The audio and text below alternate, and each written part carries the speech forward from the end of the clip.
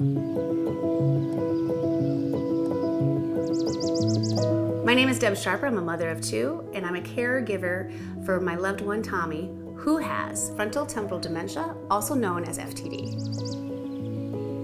I have two wonderful children, a daughter that is 26 years old. Her name is Alyssa, and a son that is 30 years old, and his name is Dylan. Tommy was absolutely amazing. He adored his children so much.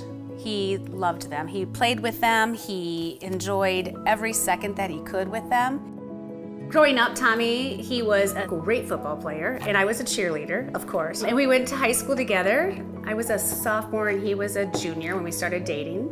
And then we got married in 1991. 2003, we decided that he was working for a gentleman that was gonna go out of business, and they offered us to take over the shop, and so we decided to.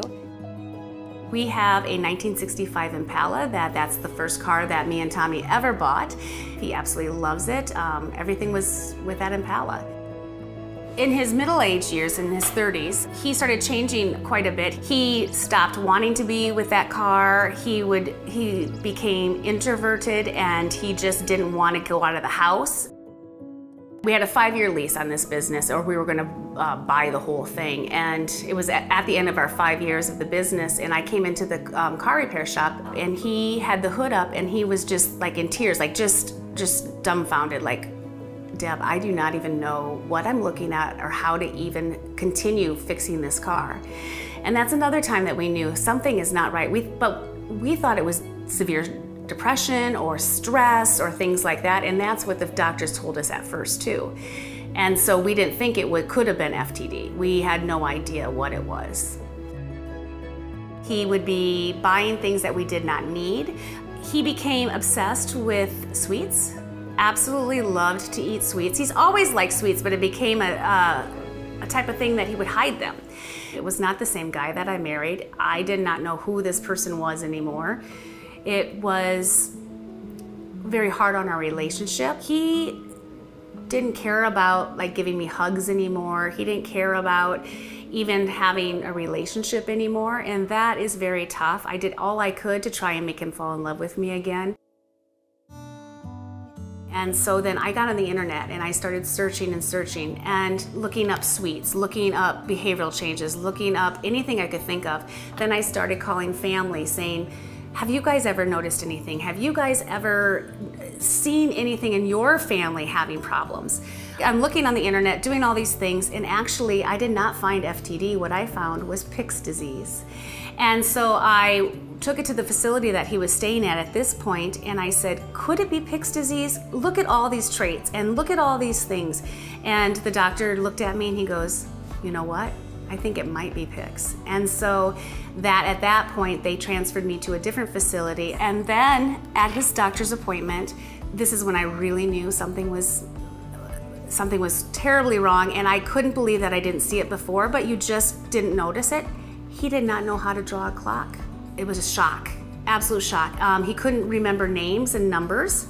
I just think how long he was acting for me, how long he was trying to be normal. And finally, he's saying, I'm not normal, something's wrong with me. And then we finally got the diagnosis that it was BV-FTD. It took us 5 years for Tommy to get diagnosed.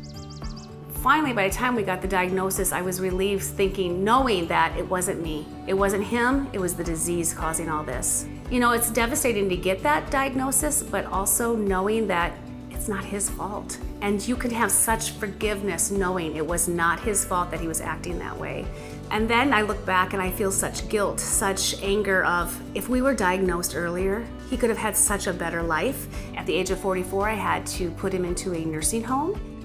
I don't want to forget Tommy. I don't want nobody to forget him. I want him to know that we love him every day and that we don't want him forgotten. My most important thing that I want to tell people is don't hide it. Find a way to get them help, because they might be acting completely normal, but inside they're not normal. And I can't even imagine what they're feeling inside trying to be normal. We need to talk about how to get better and how to journey down that road. Knowledge is power. We have to talk, and we have to all join together as a team to make a change and have people know about this disease. My goal on sharing my story is that we can get more families out there to join our cause and do genetic testing.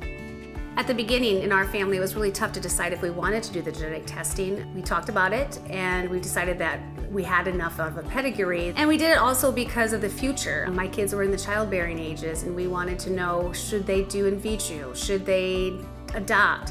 We have to envision a day that we can stop all of these dementias.